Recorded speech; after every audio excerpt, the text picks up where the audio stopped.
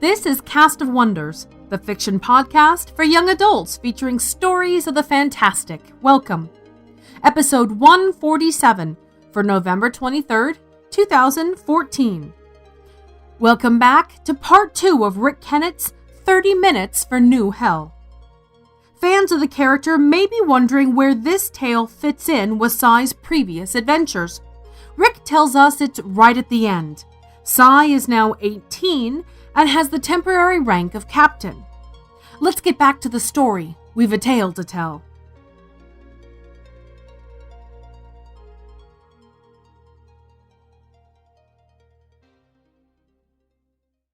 "30 Minutes for New Hell, Part 2, by Rick Kennett. He checked the clock again. 29, 28, 27. From his vantage point at the weapons console at COM, Lieutenant Frank Peters looked first at the forward access hatch, then at the aft access hatch, speculating. Yes, he thought, forward hatch, definitely. It was slightly further from scans, but more direct, and the professor was nothing if not direct. He leaned back and listened to the building power song of the drive, firing gravity rings down the hull, faster and faster, acting on every atom simultaneously, causing no G-forces within. 24, 23, 22. By ear alone, he could tell Utopia Plane was accelerating through 0.3 of light speed. The drive note sounded right. 19, 18, 17. The professor's screeching from scans as they'd broken from orbit had been, as he'd expected, unpleasant, and he could only hope now that his oddball captain's oddball idea was going to work. He hated the thought of being on the receiving end of Antigone's rightful wrath, not only wrong, but disastrously wrong. 8, 7, 6. For the 10th time in 2 minutes, he checked distance to target as the drive phased into deceleration. 3, 2, 1. Now, he thought, and looked towards the forward entrance hatch. The hatch crashed back, and Professor Antigone entered at a fast walk, still wearing her white one-piece, starred in red and blue, a jarring contrast to the anger distorting her features, belaying her normal natural beauty. "You!" She jabbed an accusing finger. "Lieutenant Peters, isn't it?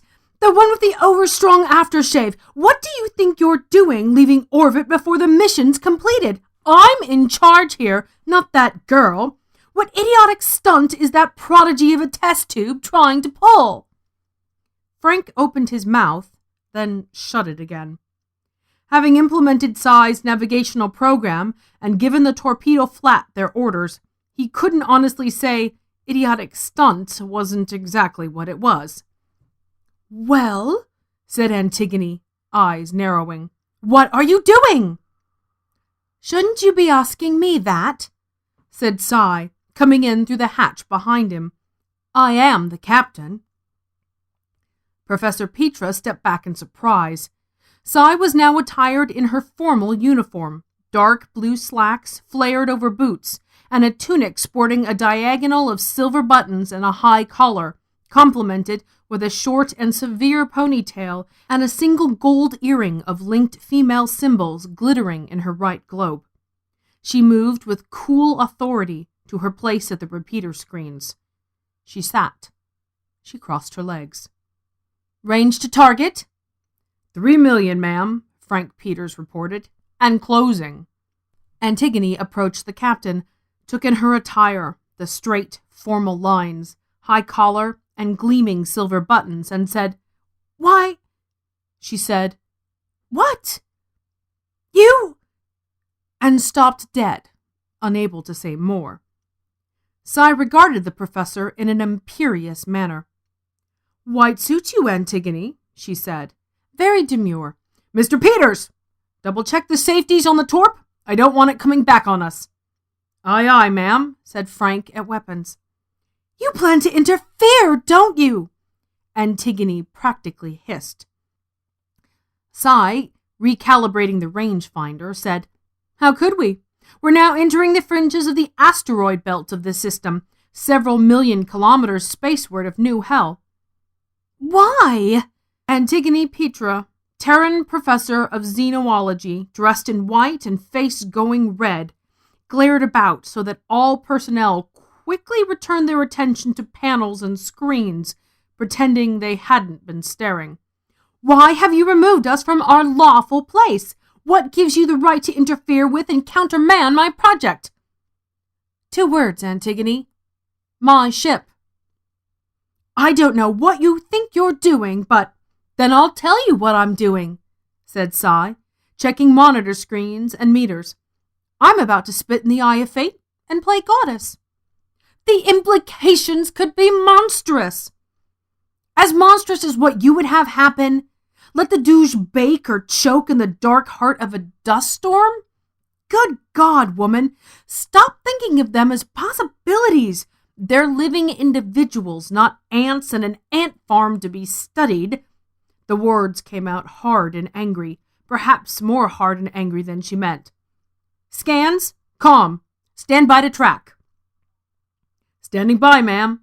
The voice of Sub-Lieutenant Farrell, steady on the comlink.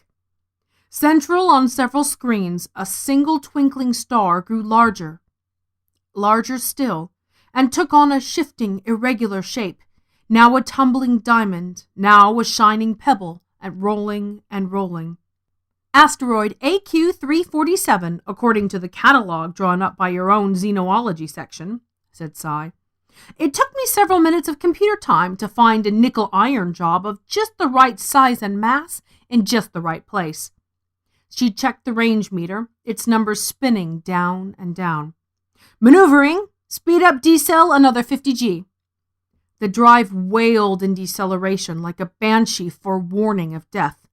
The asteroid focused, now big in the screens, an ovoid mountain stumbling through space, pitted and cracked, 1,000 meters wide and an old-fashioned mile in length.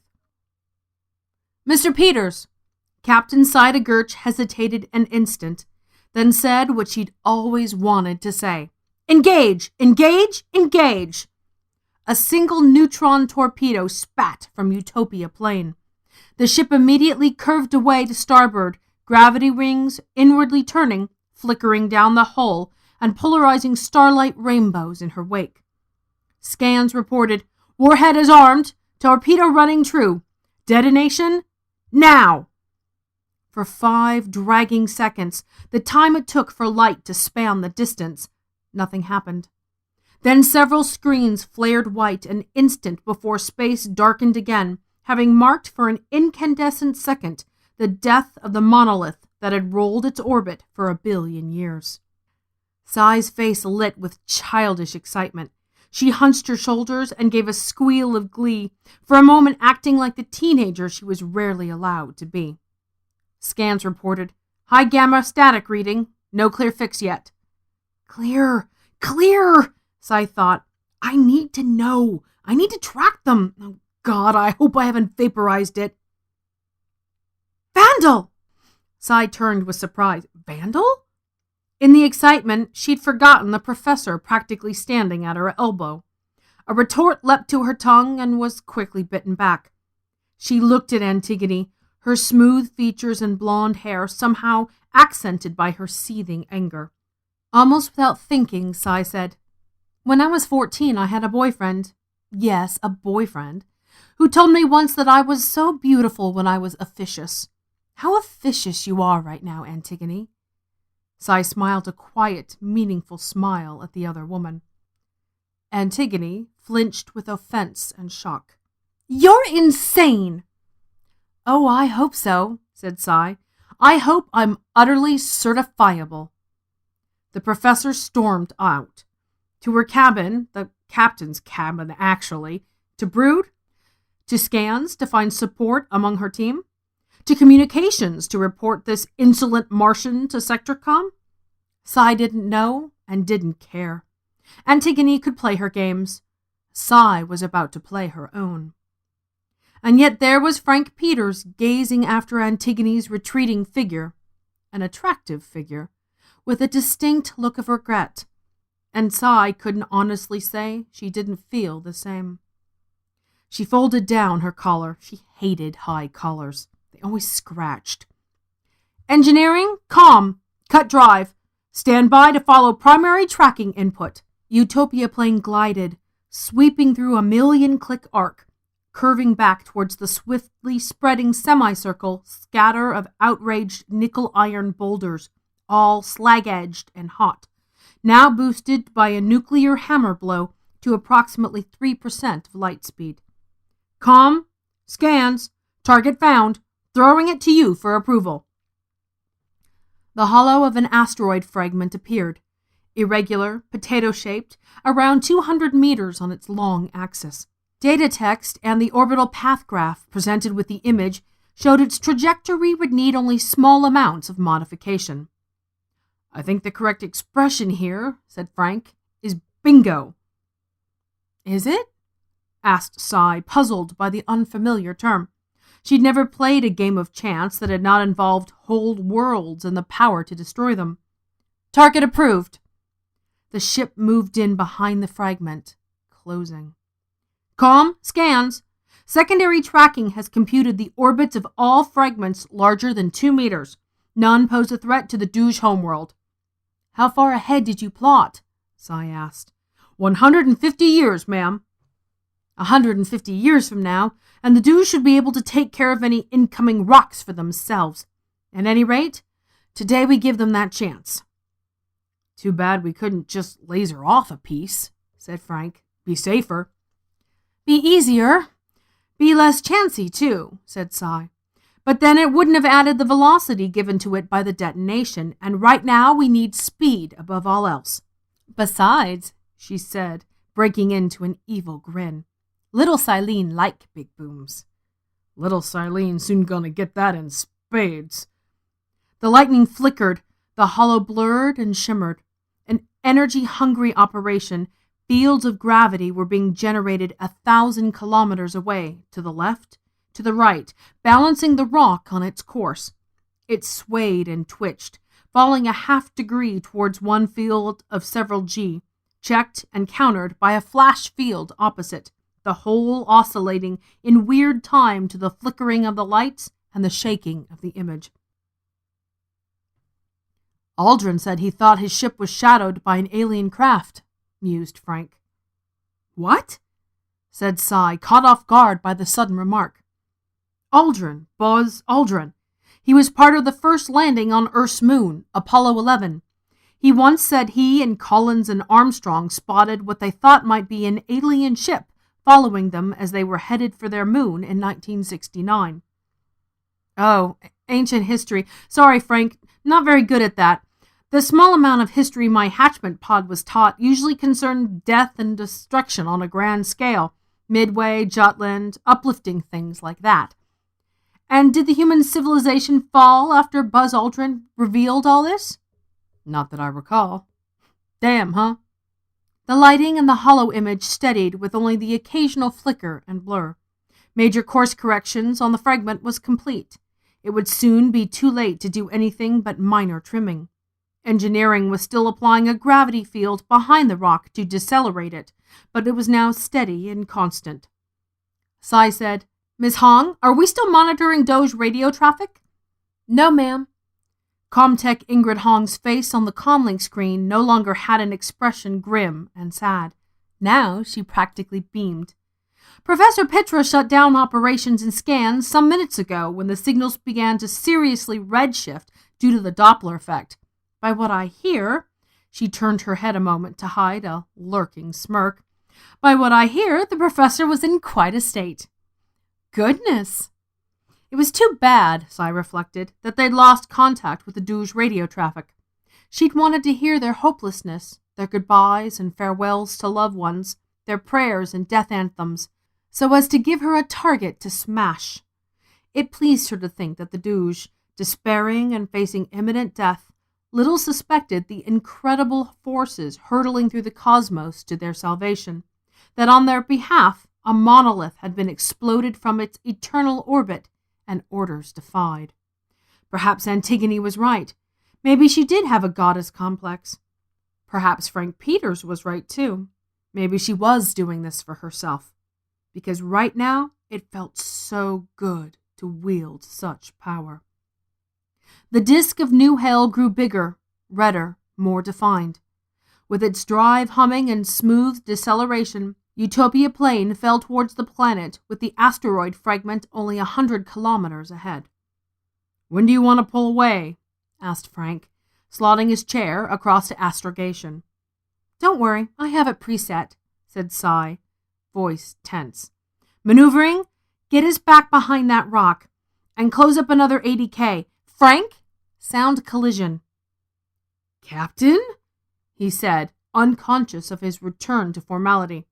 "We're going in with it, making sure there's no ricochet effect or deflection when we hit the atmosphere. Scans, calm. What's the trajectory?" Armin Farrell appeared briefly on the screen. Like Ingrid Hong, he was no longer grim and sad, but was starting to look nervous. "Holding steady at 19.5 degrees, ma'am. No deviation. Entering atmosphere over the southern hemisphere in 15 seconds. The collision alarm sounded. Crew throughout the ship buckled up and braced. The planet loomed big and red and solid above the rock that Saida Gertsch, idealist captain or mad goddess, was jockeying down. Into the atmosphere they ripped like a thunder crack audible even in that thin air. Utopia Plane jolted and shook. Twin apparitions of fire, the ship and the rock blazing across the pink-brown skies of New Hell. Above the cratered red plains and dead sea floors of the southern latitudes, down and down, over cone peaks of smoldering volcanoes, descending, over more craters, descending, mesas, plateaus, and canyons, down and down. Across the equator, the rock trailing smoke and sonic detonations.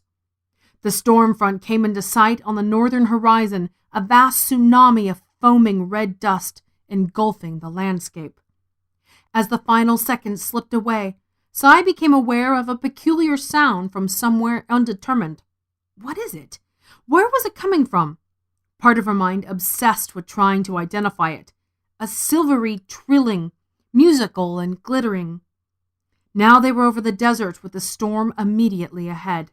For an instant, Utopia Plane, cloaked in smoke, hurtled over the startled heads of the fleeing Douge vehicle. Then, as the drive surged and the ship swept upward, shuddering, shaking, accelerating in seconds too fast to see, that silvery sound, musical and glittering, puzzling and unknown, rose over the chaos, grew loud, and burst in on Cy with disbelieving recognition. It was her voice, laughing. Below and far astern, a huge chunk of nickel-iron rock struck the desert. A flash of white light, visible shock waves rippling through the erupting ground, out and out, in a spreading semicircle north and either side. A rapidly growing cloud, 4, 5, 6 kilometers wide and more.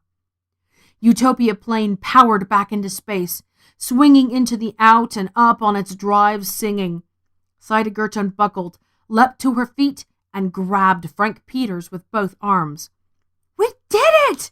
she cried, hugging him, being hugged, laughing, not insanely now, but with the joy of life. "We did it! Oh, Frank! Bingo!" Amid the happy hubbub at calm, he kissed her again, and this time it was returned. There was cheering at comm. There was cheering at communications, scans, and engineering everywhere aboard Utopia Plane, but among Professor Petra's team. They were busy pondering the possible outcomes of this action, some of which were not cheerful at all. As though smeared over in blood, the storm front had been obliterated in an elonged horseshoe shape, expanding a great scarlet counterblast leaning hard into the north, sweeping back the storm, pushing far into its dark heart, confusing and confounding its winds. It would take some time for the dust storm to regain momentum and surge forward and south again, which is eventually what did happen. But by then, the Douge vehicle had reached their lander and lifted off, having received their 30 minutes. Cy nudged Frank in the side to wake him up, rolled out from under the blanket, padded across to her clothes locker, and began dressing in her usual operational fatigues. She sat down at her desk and regarded herself in the mirror. Did she look any different? Any older? Any wiser, perhaps? She shook her head and started brushing her hair in disarray. "So how was it for you?" asked Frank, sitting up so that the blanket fell crumpled to his waist. "Why do men always need a scorecard after?" Cy asked. Then, softening her tone, she said, "It was good." "Only good with the noises you were making?" Cy glanced at the scar on her left forearm as she reformed her ponytail. "Maybe I was thinking of someone else." And please, don't think you've converted me. In some other reality, Antigone Petra is a decent human being as well as beautiful, and if I could have gotten that woman back here, she would have been the one making the noises, I guarantee it. Cy finished with her hair and stood. "Now then, Lieutenant Peters, get up, get dressed, and get out. You have the comm in 10 minutes, and we'll need your expertise in docking with the Xenologist's observatory." He climbed out of Cy's bunk and picked up his pants and tunic from a heap of other clothes, dark blue, with unfastened silver buttons. "Funny to think," he said, "that in a little over an hour we'll cover the same distance the Douze ship will need 3 months to cover." "That they will cover it is all that matters," said Cy, as her mirror chimed and the image of Comtech Ingrid Hong shimmered into focus. Cy swung back into the chair and switched the mirror through to two-way viewing. "Yeah, Ingrid?" "2 signals, ma'am." "Source?" "The first is unidentified. It came in on frequency modulation." "Frequency what?" "Old-style radio," said Frank, dressing. Cy waved at him to be quiet. "Something as antiquated as that. Ingrid, could it have come from the Douze ship?" "It was very brief, ma'am, and we had no chance to trace it. But for a primitive medium, it was fairly strong, so probably local, so probably from the Douze ship, yes." "But we stopped monitoring Douze communications hours ago." "No, ma'am, this one was beamed specifically at us." "Oh." She glanced doubtfully aside at Frank, who was looking back at her in the same manner. Not really sure she wanted to hear the answer, she asked, "What did it say?" "It said, 'Gah!'" "What the hell does that mean?" asked Frank, pushing his head into the screen's field of view. A moment of surprise, even consternation, registered on Ingrid's face and was just as quickly gone. "Oh, hello, Lieutenant Peters. I've been monitoring the aliens' radio traffic the last 2 days, so I'm reasonably sure that 'Gah' is used as a polite acknowledgement. I think it means thank you." Frank chuckled. "They knew we were here. All the time they knew we were here and never once asked for help." "Why should they?" asked Cy. "They knew we could see what was happening." "Yeah, they knew we could see what was happening," he said thoughtfully. "Cy, has it occurred to you they may have engineered their trouble to gauge what we would do?" "What? Oh, don't be so suspicious, Frank. They wouldn't—" She stopped and stared at him, a dark surmise passing between them. Had the Douze deliberately put themselves in danger in the hope of provoking a reaction? Balancing trust against a choking death to seize an opportunity to study those who were studying them? The mothership was evidently tardy in registering the advent of the storm, Petra had said. "The second signal, ma'am?" Ingrid asked. Cy brought her thoughts back to the mirror. "Yes, it's from Sectorcom, headed Response Message 4033 Utopia. Read Intentions, subheaded Confidential for Captain Only. Text coming on the screen now." Cy read it, then read it again, although the words came as no surprise. She said to Frank Peters, "Would you have done the same thing in my place, given the aliens their 30 minutes, despite it all?" "I honestly don't know," he said, sitting down on the bunk to pull on his boots. I don't mind telling you, I was very glad it wasn't me making that decision. Cy swung the screen around so that he too could read the short, stark words. You're relieved of command? He said, not quite able to believe the official communique. Saida Gertsch nodded. She leaned back in her chair and finished fastening her tunic. Any orders, Captain? She said.